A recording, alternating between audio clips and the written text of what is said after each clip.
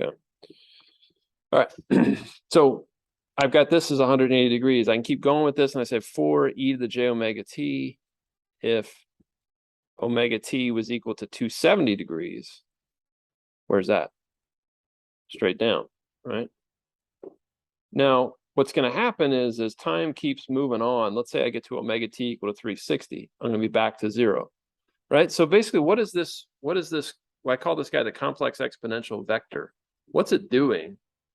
So at t equal to 0, it's there. When omega t is 90, it's there. When omega t equals 180, it's there. When omega t equals 270, it's there. What's he doing? He's rotating. So this is a rotating vector, right? And which direction does it rotate? Clockwise? Counterclockwise, right? The positive direction, positive angles increase in the counterclockwise direction. All right, so this guy's moving in the counterclockwise direction. Now, the thing is, this is what I can relate somehow to the notion of my cosine or sine wave, right? So what we've said for ourselves is, all right, a e to the j omega t, using that Euler's identity idea, right? I can turn that into a real and imaginary part, can I? Right? So this guy would be a times what? What's the real part? Yeah, cosine omega t plus j times a sine omega t, like that. All right. So the way that I look at this is it tells me if I said, and I'm going to use this today in MATLAB, I said there's a real and imaginary command, right? So if I say if I write RE like this of a e to the j omega t, this means to extract, it's an operator that means extract the real part. Okay. So what's the real part of a e to the j omega t? A cosine omega t. All right. And if I say what's the real part of, or sorry, not the real part, what's the alternative, the imaginary part of a e to the j omega t? What's the imaginary part? A sine omega t. Now, what does that mean about what happens when this vector rotates? Right. So let's take a look here. So here's the vector that I started out with. 4e to the j 0. This guy is 4 cosine 0 plus j times 4 sine 0, right? So what's the imaginary part at this point? Sine, what's its value? 0, right? It's not 0 degrees, 0, right? What's the value of the real part? 4. And there it is. It's purely real, right? What's going to happen when I get to 90 degrees? The swap, right? It's going to be purely imaginary, right? So at this time, I get 4 cosine 90 degrees plus j times 4 sine 90 degrees, which is equal to 0 plus j4. And there it is, j4, right? So this relationship is holding up. And if I kept going here, I'd get, in this case, right, 4e to the j 180, which would be 4 cosine 180 plus j times 4 sine 180. All right. And that becomes -4 plus j0, which is exactly what we drew there. All right. Now, at first, this doesn't seem like something that you're going to be too excited about and tell your family about over the weekend, right? That you learned this. But it turns out to be a pretty useful concept. All right. And the reason is because it simplifies a lot of math for us, which is something we'll start to see next week. But then as we get into differential equations, you start to see this a lot. In particular, if I had a circuit that had resistors and capacitors, and you put a sine wave, voltage source into that resistor capacitor circuit, you guys already kind of know if you have a resistor capacitor circuit, what kind of analysis do you have to do with resistor capacitor circuits? What's that? Well, yeah. First order. Let's say it's a 12th order, right? What do you have to do in that case? Any case, you got to do. There's a differential equation involved, right? First order, you happen to know what the answer is, right? There's one exponential in it, and you can pattern match the solution, right? But as you get into a complicated circuit, imagine the power grid, right? How many capacitors are in the power grid? Well, a lot, right? You wouldn't want to analyze that thing that way. And so what you can do is you can begin to use complex numbers to make all of that differential equation stuff to just go out of the door. All right. It simplifies a lot of stuff, which is what we're going to see. And it's why we focus on so much on complex numbers. All right. So we introduced this idea. We said the real part of this rotating vector is cosine and the imaginary part is sine. So the way that I like to look at this, let me see. So, all right. All right, what I did, hang on.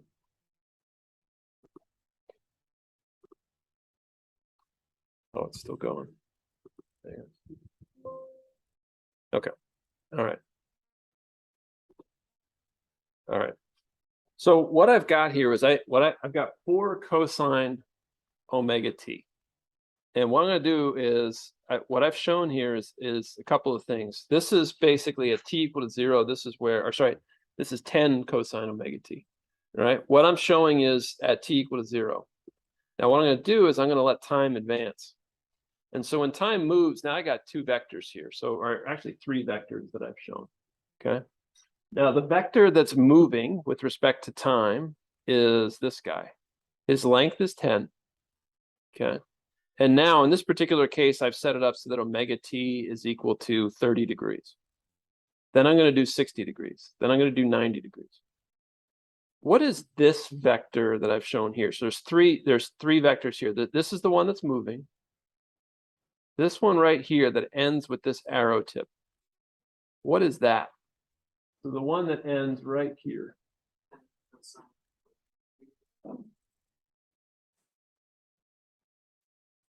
10 cosine omega t, you're right. What is that? With respect to this guy, what is it? It's the real part, right? What's the real part of that rotating vector always going to do? Where's the real part always going to be? On the real axis. And as this guy rotates towards 90 degrees, what's that real part going to do? Get smaller. Okay, so notice what I got down at the bottom here is what I have is the real part just sort of extracted. Right, so as time, so this was when t equals 0. This is when omega t equals 30 degrees. If I keep going, now I'm at 60 degrees, right? And then you see that the real part got smaller. Now, when I get to 90 degrees, how big should the real part be? 0, because he's going to be pointing straight up. All right, so now the real part's going through 0. Now I keep going. I'm going to go to 120 degrees, I think. Okay. Now I'm at 120. What's the real part done? It's getting bigger in magnitude. What's true about his direction? He's gone negative, right? So now it's a negative number that I get here. I keep going. And there it is at 150. By the time I get to 180, I should be getting to his peak again, right? Right? There's his peak. And then I keep going. So that's 220 or 210. Yeah, 210. And then that's 240, 270, 300, 330, 360. Right? So notice what the real part did there. The real part traced out a cosine. If I looked at the imaginary part would have traced out a sine. All right. And so this is what's particularly useful, because what it says for me is it gives me kind of multiple ways of thinking about all right, two ways that we have of thinking about this stuff. I'm going to go back to method 1 here in a second, but method 2, this is what we call a phasor. All right, so what we say is if I have a cosine omega t plus phi, that is the real part of a e to the j phi e to the j omega t. Now, you guys don't like that probably that I skipped right to that. So if I have a e to the j theta, and theta is equal to omega t plus phi, right? That is equal to a e to the j omega t plus phi. And I got to be careful. I got to put parentheses there, right? Like that. So what I do is, how can I break that up? If I have two exponentials or two exponents adding like that, how can I break that up? Yeah, I just separate. I just say a e to the j phi e to the j omega t. Now, why did I, so you may not like that. I moved the e to the j phi out to the front. Why did I move that out to the front? What's true about those two terms together? They're both constant. That's one constant, whereas this guy fluctuates. Okay. So what I defined here was two things. I called this guy down here a static phasor. A e to the j phi I called a static phasor, and this thing I called a dynamic phasor. What's it mean to use the word static and dynamic? Static stays the same, dynamic moves, right? So the a e to the j phi e to the j omega t moves over time, but the a e to the j phi stays constant.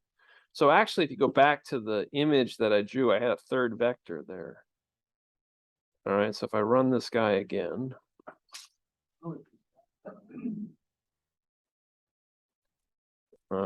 bring up my, okay. Okay, so if I run this guy again, right now, there's actually three vectors sitting on top of each other right there, right? One of them is 10 e to the j omega t e to the j 0. One of them is 10 e to the j 0. And one of them is 10, which is the real part, okay? As I move forward in time, right, which one is the dynamic phasor, which one is the static phasor, and which one is the real part? Because I got all three here, right? Which one's the static phasor? Which one's the one that's moving? The one that, yeah, the one that's up here at 30 degrees, this guy here, he's the static phasor. Or sorry, dynamic phasor. He's the dynamic phasor, right? This guy is the real part, right? The way you can see the real part is, remember, if I drew the triangle, right? If I went straight down, this would be the real part of that vector, right? This thing here, which never moves, is the static phasor, okay? And in 2112, so you watch this, right? The real part in the dynamic phasor changed. The real part is a cosine function of time, right? And the dynamic phasor is a function of time. Static phasor is not a function of time. It just stays constant. You may look at this first and go, what? Not useful, but it is, all right? 2112, what you're going to do is you're just going to use the term phasor. And this thing that I called the static phasor will be what Dr. Yawu uses as the phasor. All right, because that static piece represents two of the most important things about a sine wave, which is its amplitude and its phase. Because when a sine wave goes into a circuit, only two things can happen to it. The circuit can make it bigger or smaller, and it can shift it left or right. It's never going to change its frequency. All right, and so as a result of that, it turns out, and we'll prove this later, I don't need time in my analysis in circuits. All right, so the t parts can all go away, and I can just analyze the phase, and I can analyze the amplitude. That simplifies circuit analysis a lot. Okay, so that we'll see, and we'll kind of prove that a little bit later. But that's an important concept.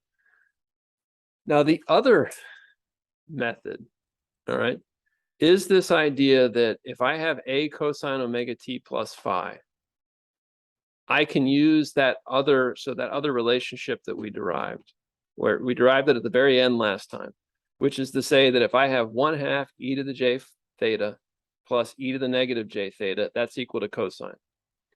So this basically says if I had theta equal to omega t, let's just write it that way. If I had theta equal to omega t, I have 1/2 e to the j omega t plus e to the negative j omega t, put the half in front of it, is equal to cosine omega t. Now, what's going to happen we know what e to the j omega t looks like, right? What's that look like? It's a vector that rotates. In which direction did this guy rotate? Counterclockwise. What's this e to the negative j omega t going to do? It's going to go clockwise. And the sum of those two, if I add them up, is always going to be entirely real. All right, is basically what this is saying. So let's try to look at that. All right, I think I've got that one too. All right, so all right, this should work. Hang on, I might need to cancel out my, yeah.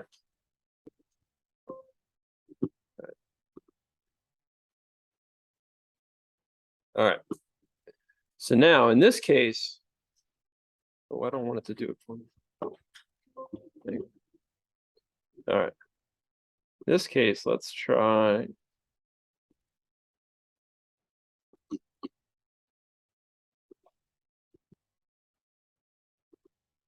All right, here we go.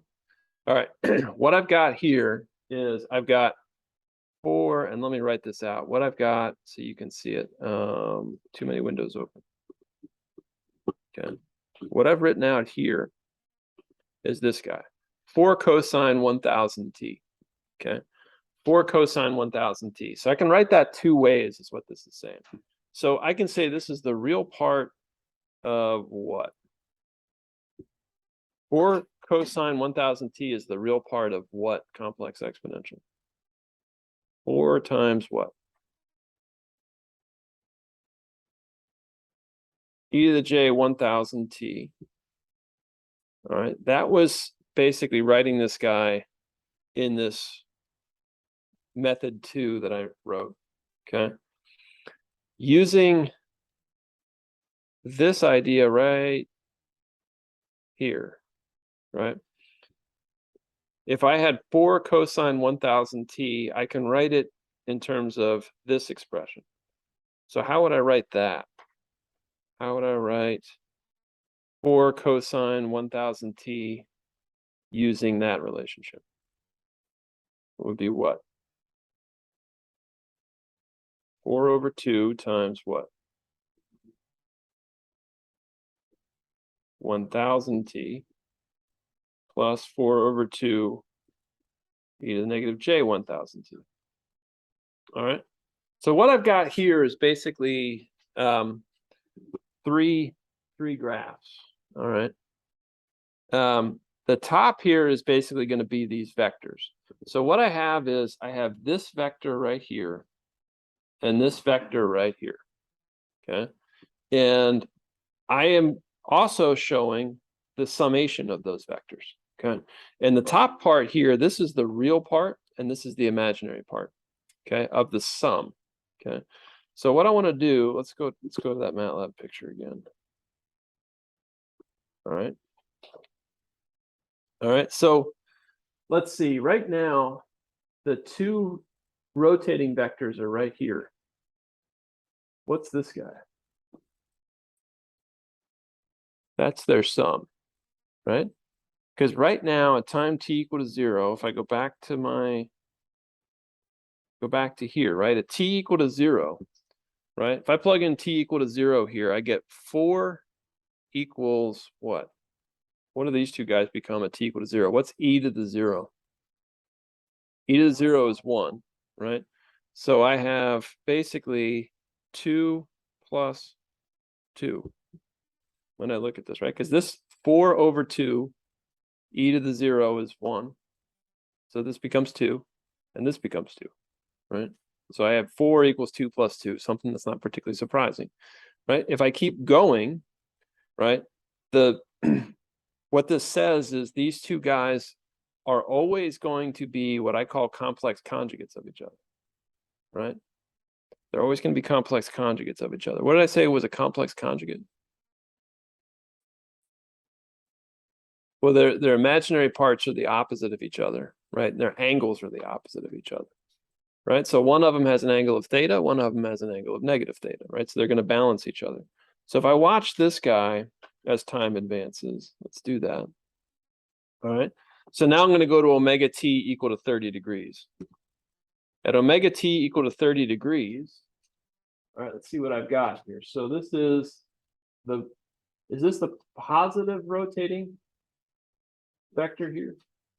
Yeah, because the counterclockwise direction is the positive. This is the guy that went in the clockwise direction. He's got the negative direction, okay?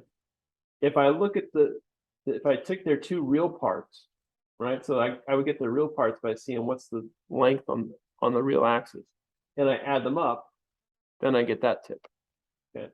So notice what I've represented here is the real part of their sum and the imaginary part of their sum.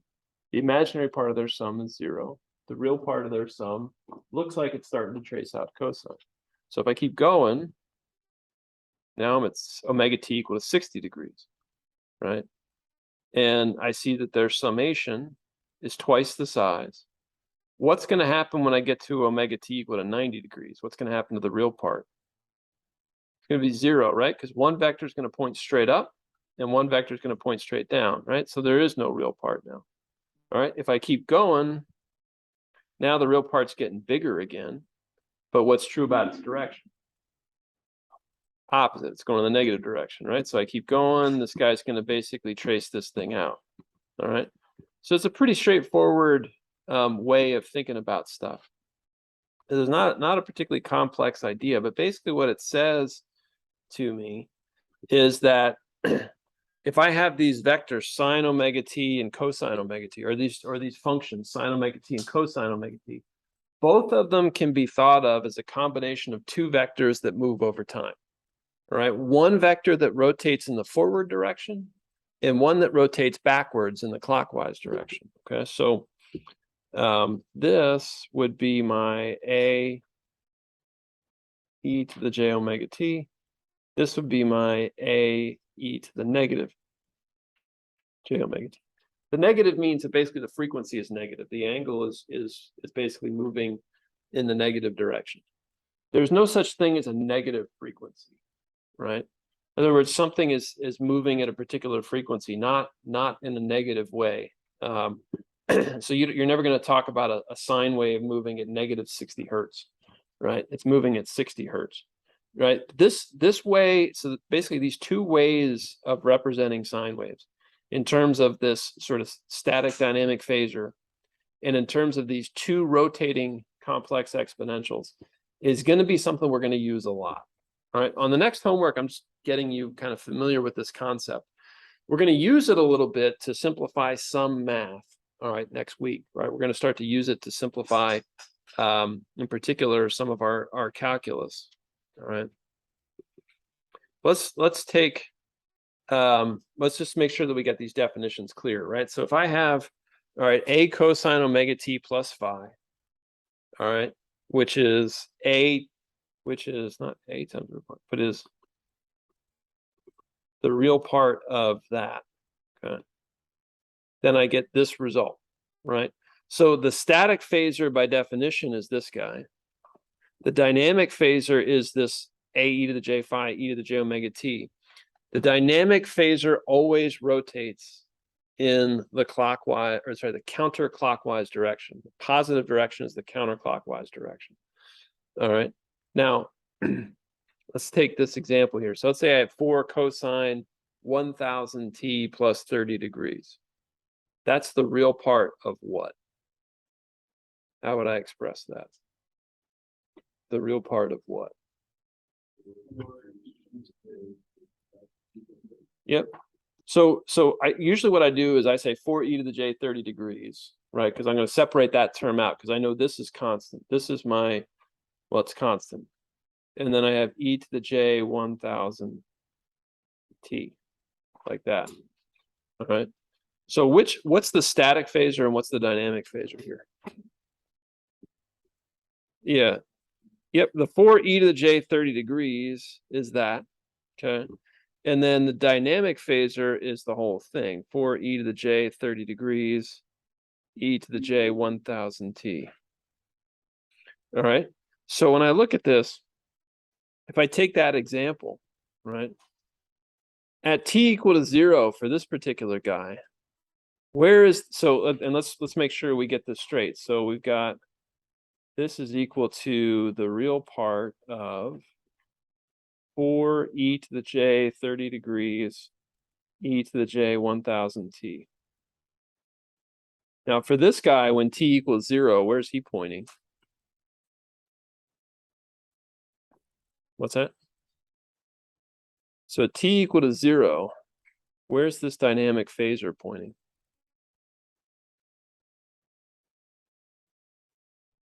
$30 degrees. Yeah, this guy at t equal to 0, this theta is equal to 30 degrees. So my dynamic phasor is 4 e to the j 30 degrees times e to the j 0. So just 4 angle 30. And my static phasor is just 4 angle 30. Right? Now, as time moves on, what's going to happen? Static phasor doesn't change. Dynamic phasor changes, right? So here I'm at 60 degrees. My dynamic phasor is moved to here. This is my dynamic. This is my static. What's this guy down here? That's the real part. So if I keep going here, and I've got the real part shown down at the bottom, as I go through this, I trace out the real part of that. Now, in this case, it doesn't quite look like cosine, does it? What's it look like? Kind of looks like cosine, but not quite. Yeah, it's a 30-degree phase shift now, and it's pulled 30 degrees ahead. All right. All right. So what I see here, and I say ahead, meaning the way I think of ahead is to say that its peak happened somewhere before t equal to 0. So it's earlier. It happened earlier in time. It happened at a time before t equal to 0. That's an earlier time. So I pulled it ahead. That's the way that I think of it. Okay. All right. So really, that's all I kind of, I don't want to overload your brains with too much. So that's essentially, I could throw in some more stuff that I was going to cover next week, but I think that's probably enough to get you guys moving. All right. As I advance through one period, this dynamic phasor traces out a circle. Right. That's important. This is actually used a lot in communications. And in project 1, you guys are going to use this in communications. All right. For some examples. The real part of the dynamic phasor always traces out the cosine waveform. Static phasor doesn't move. And then I have this idea of the two, one rotating in the positive and one rotating in the negative direction at the same speed. All right, that principle is important, and I don't want to overload your brains because I want you to appreciate this because we're going to use it a heck of a lot. All right, basically from now to the end of the semester, we talk about something called Fourier analysis, right? And we do Fourier analysis, we tend to put everything into this complex number form. Complex number form is a much simpler way of dealing with problems typically than using the trigonometric functions. And the whole reason we care so much about trigonometric functions is the fact that so many real world things that you process as an electrical computer engineer is a sine wave, whether it's a radio wave or it's an audio signal or a power signal or whatever. All those things are sine waves. And so we want a tool that lets our mathematical processing of those things become a little bit simpler. Okay. All right. So I'm going to stop there for today. Yeah.